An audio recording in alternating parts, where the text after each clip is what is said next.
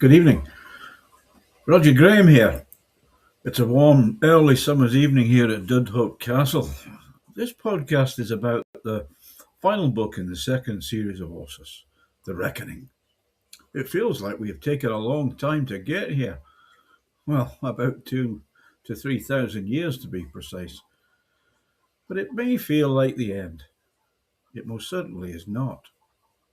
For 9 books, we have followed kings, crusaders, spies, soldiers, archivists, scholars, and murderers.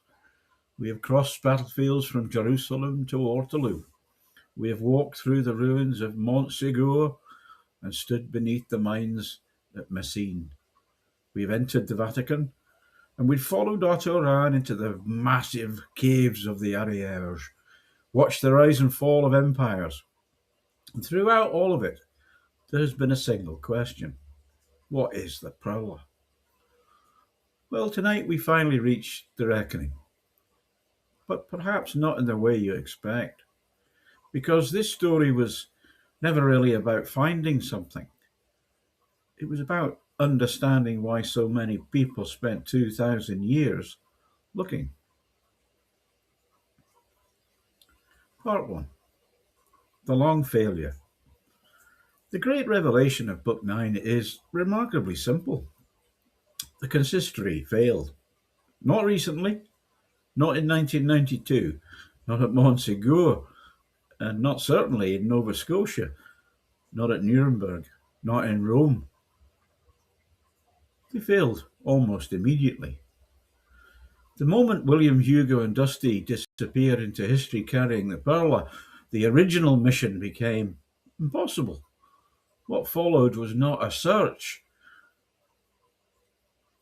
It was the institutionalization of failure. Generation after generation, century after century, the hunt became the purpose. The pursuit became the organization. And eventually, the organization forgot why it existed in the first place. Part 2. King Juba. Book 9 begins somewhere unexpected, in North Africa, in 46 BC, with King Juba. A child prince carried through Caesar's triumph, a captive, a scholar, a king, a father. Salomo's story appears at first to be a historical diversion. It isn't, I can assure you, because Juba represents something that the consistory never really understood. Knowledge without domination, learning without ownership, curiosity without control. The same lesson that echoes through every chapter that follows. Part 3. The Machine. The consistory believed history could be managed, it could be controlled, catalogued, administered. That if enough information was gathered, enough records preserved, enough institutions captured, eventually certainty would emerge. Instead, they built something else. A machine. By accident. A bureaucracy.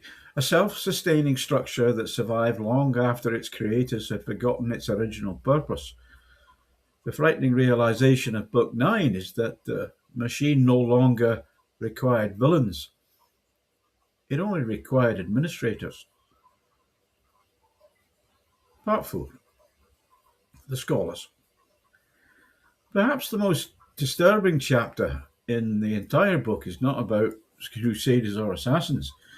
It concerns scholars, men with doctorates, professors, lawyers, historians, administrators, educated men who transformed human beings into ledger entries, who mistook method for wisdom, who believed classification was an understanding.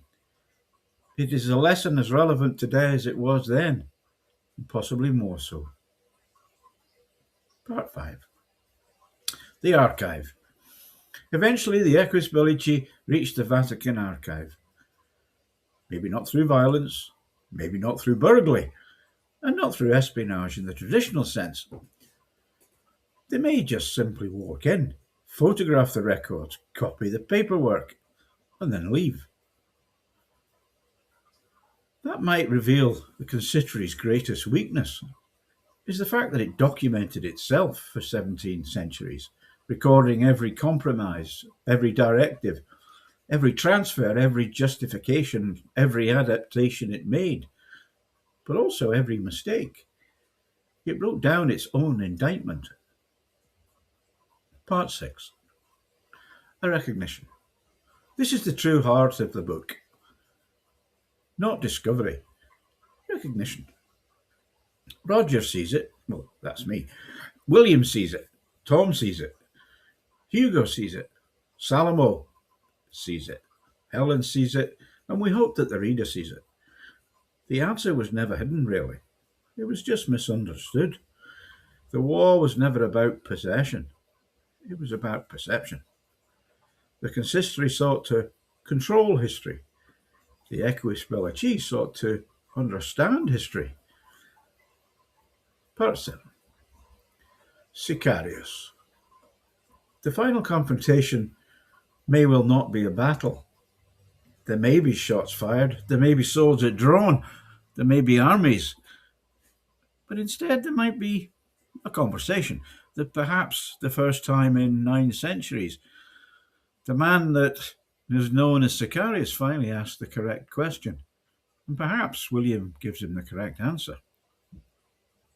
Perhaps the entire conflict changes, not because either man wins, because one finally understands.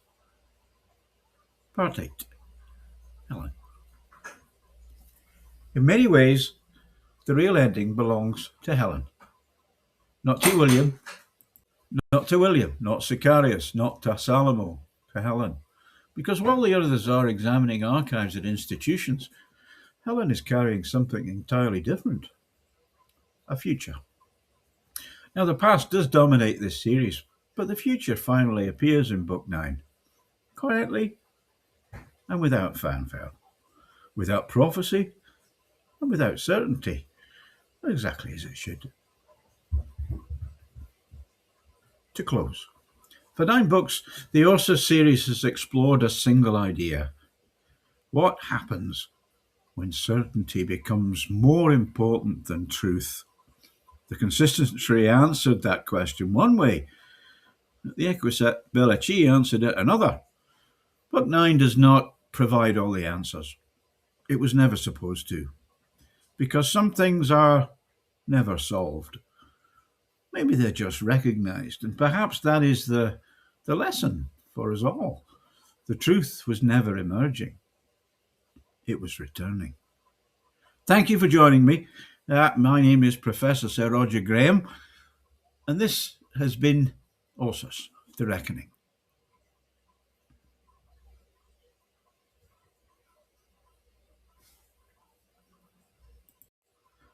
The journey continues. The destination remains unseen. And that is exactly the point. Visit the reading rooms at Di-Fanteriabooks.com. And coming soon, you'll be able to buy the Orsus series in 3-book box sets. And also, we hope very soon to offer special repository box sets of all 9 books with repository inserts, full-size maps, secret documents, folders with personnel files, and much, much more. And to be first to know, please subscribe at Di-Fanteriabooks.com and join the reading rooms where you can explore before you buy. And good night, and I hope to speak to you again very soon. Jock, come on boy, time for a walk.